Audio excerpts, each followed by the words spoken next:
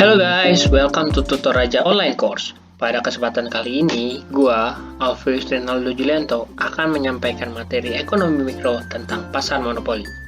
Oh iya, materi ini bersumber dari buku Economics, edisi ke-12, ciptaan dari Michael Parkin.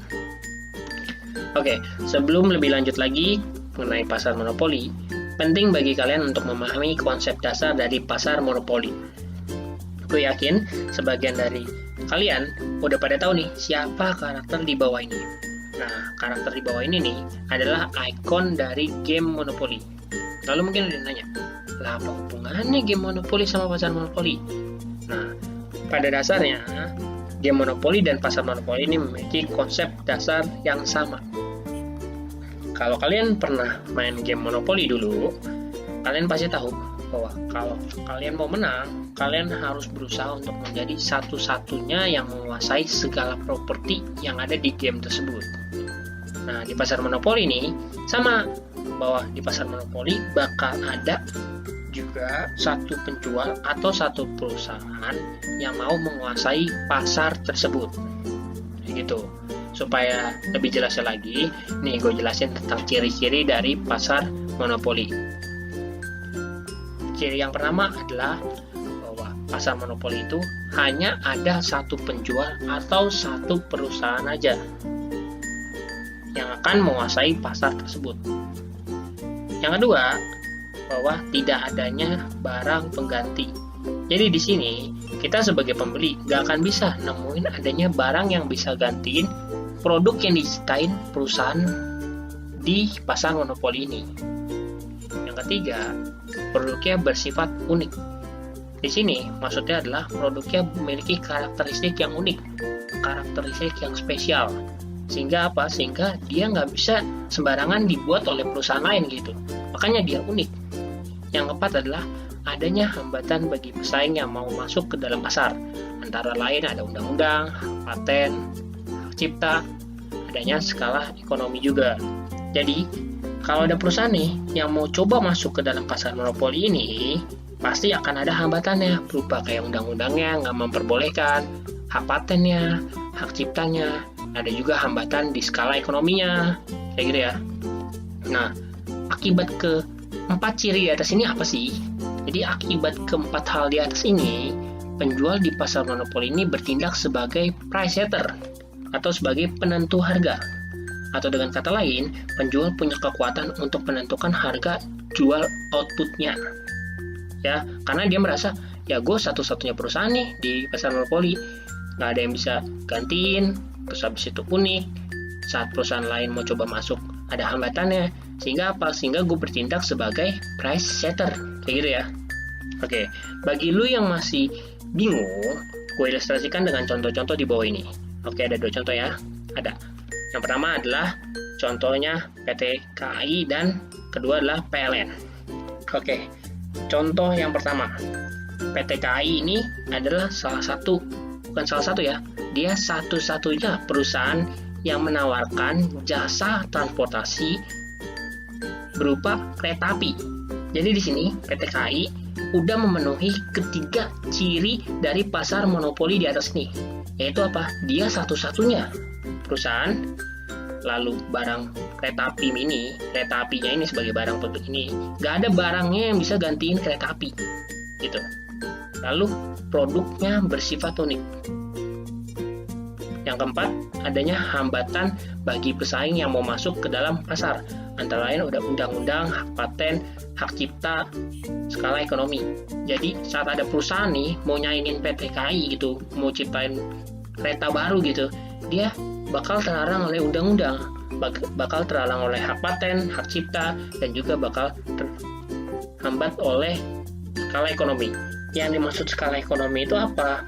Kalau kita lihat, PT KAI ini sekarang layanannya udah hampir ke seluruh Indonesia, sehingga bisa dibilang bahwa PT KAI ini memiliki skala ekonomi yang besar. Nah, perusahaan supaya bisa mampu bersaing dengan PT KAI ini, perusahaan juga butuh skala ekonomi yang besar juga dong. Sehingga dia butuh modal yang banyak gitu untuk menyaingi si PT KAI ini. Oleh karena itulah itu menjadi hambatan yang besar bagi perusahaan saat mau join nih ke pasar monopoli ini. Kayak gitu ya. Oke, selain dari PT KAI ini, ada juga PT PLN ya. Dimana PT PLN ini sama nih, kayak PT KAI cirinya.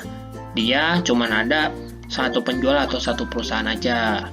Terus habis itu tidak adanya barang pengganti. Terus produknya bersifat unik. Terus pada saat ada perusahaan nih yang mau mencoba masuk untuk bersaing sama dia, ada hambatannya berupa undang-undang, hak paten, hak ciptanya, dan juga adanya hambatan skala ekonomi kayak yang gue jelasin di PT KAI. Oke, next. Setelah tadi kita mempelajari tentang ciri-ciri dari pasar monopoli, sekarang kita bakal belajar tentang hubungan antara demand, MR, dan juga TR di pasar monopoli. Oke, secara basic, pasar monopoli ini memiliki kurva kayak gini, di mana ada MR, ada D. MR-nya ini selalu ada di titik ini, di mana titiknya ini setengah daripada demand.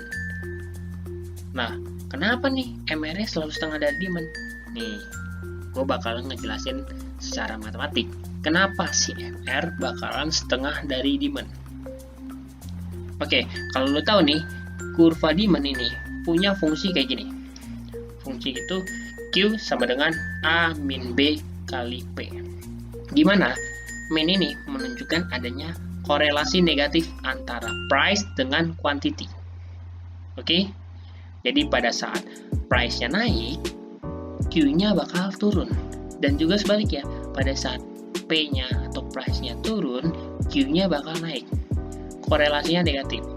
Oke, untuk lebih lanjut lagi mengenai kurva demand atau kurva permintaan ini, lo bisa cek video tutorial lainnya tentang permintaan dan penawaran.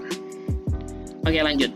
Setelah kita dapat fungsinya nih, kita pindahin ruas secara matematik aja.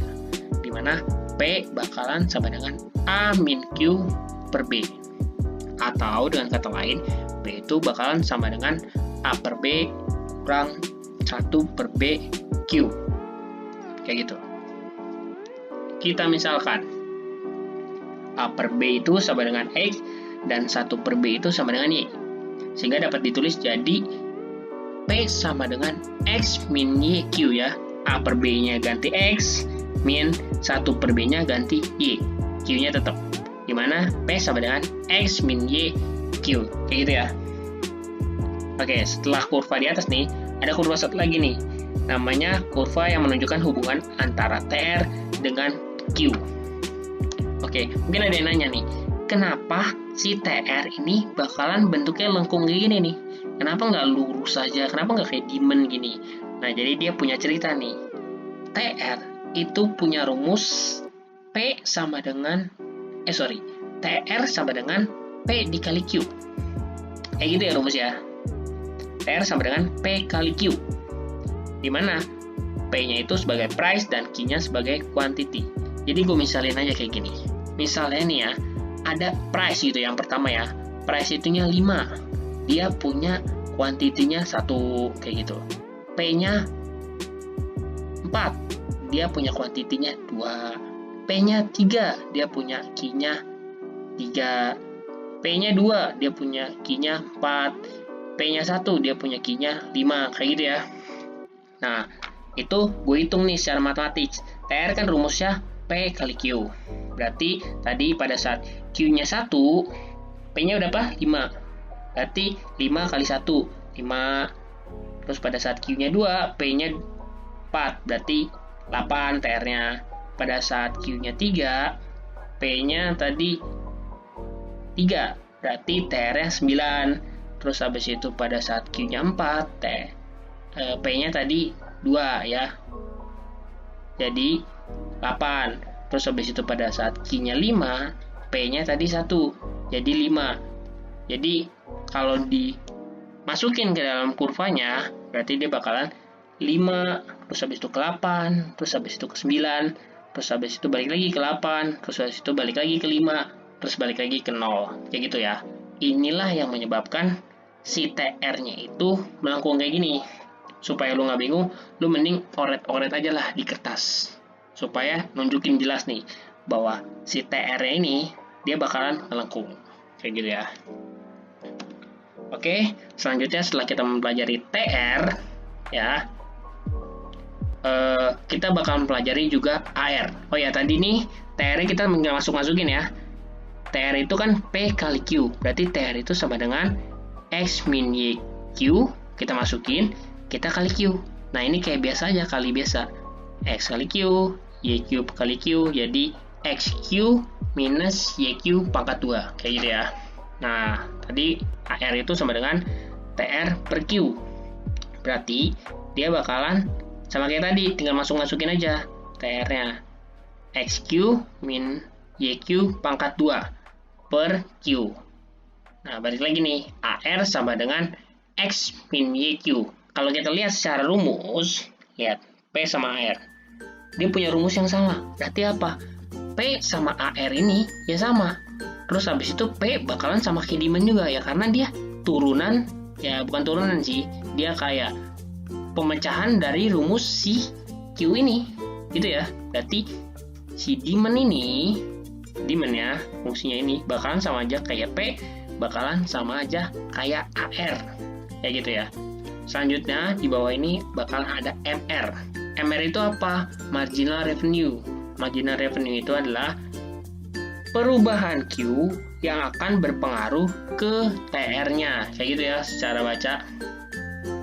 Oke, kalau kita lihat rumus ini sama aja kayak turunan.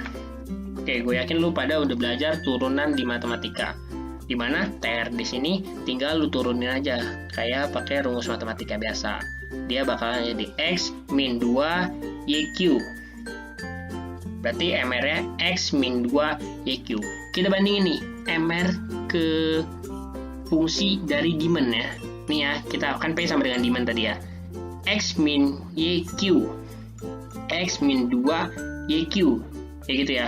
Berarti di sini pada saat ku masukin Q-nya 1 ya, dia bakalan ngurangin 1 ya.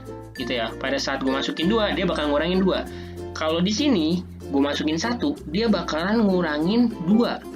Gue masukin 2, dia ngurangin 4. Berarti double ya dari si demand nguranginnya. Nah, inilah yang menyebabkan si MR dia bakalan letaknya di sini, di bawah dari demand, di bawah setengahnya dari si demand. Kayak gitu ya. Kesimpulannya apa? Kesimpulannya itu dalam pasar monopoli tadi ya, D sama dengan P sama dengan R itu nggak sama dengan MR. Kenapa? Karena MR-nya itu sama dengan setengahnya daripada demand atau P atau AR. Kayak gitu alasannya.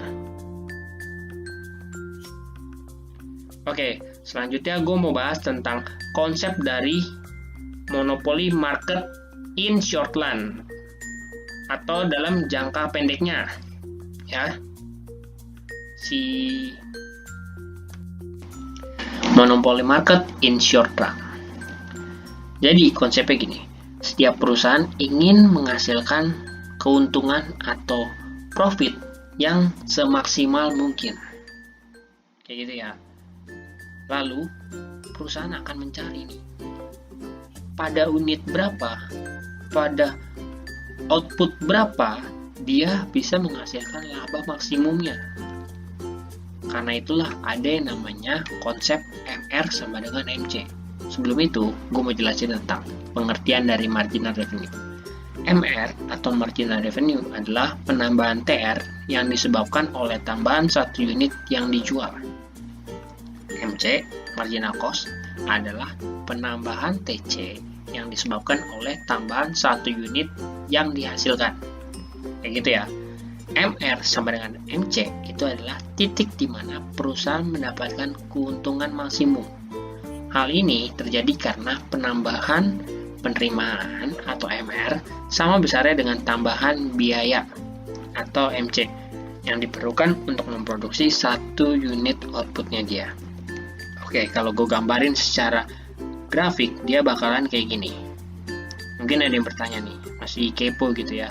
Kenapa si MR itu sama dengan MC untuk mendapatkan keuntungan maksimum?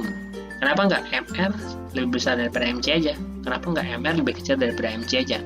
Nah, di grafik ini jelas nih, kelihatan semua. MR sama dengan MC itu titiknya di sini. Di sini titik ya, di tengah-tengah. Nah, pada saat MR lebih besar daripada MC, jadi situasinya di sini, MR lebih besar daripada MC, gitu ya.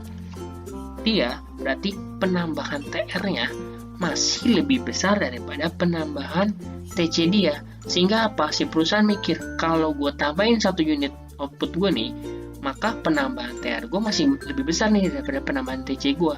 Berarti masih ada kemungkinan lagi ke depannya TR gue atau total revenue gue masih bisa nambah lagi. Gue tes lagi nih, 1 unit lagi nih. Deh. Kira-kira apa nih? Penambahan TR gue ternyata masih lebih besar lagi daripada penambahan TC. Berarti masih ada potensi untuk TR gue bertambah lagi nih. Lalu sampai kapan nih dia nambahin unit ya? Sampai titik dimana MR sama dengan MC. Titik dimana saat penambahan TR-nya sama besarnya dengan tambahan biaya. Karena pada saat ini ya, lu tambahin 1 unit output lagi, akan menyebabkan apa? Di sini MC-nya lebih besar daripada MR. Berarti penambahan TC-nya akan lebih besar daripada penambahan TR. Tentunya aja perusahaan nggak mau sampai cost-nya dia lebih besar daripada TR-nya dia dong. Rugi dong. Makanya ketimbang itu dia lebih baik memilih MR sama dengan MC ketimbang MR kurang dari MC atau MR lebih besar daripada MC, kayak gitu ya. Pada saat MR lebih besar daripada MC, dia nggak maksimum gitu, outputnya nggak maksimum, laba yang dihasilkan nggak maksimum. Kalau MR lebih kecil daripada MC, dia bakalan rugi si perusahaannya, kayak gitu. Hello guys, nama gue Ray. Thank you for watching this video. Jangan lupa untuk like, comment, dan subscribe channel Tutor Aja. See you on the next video.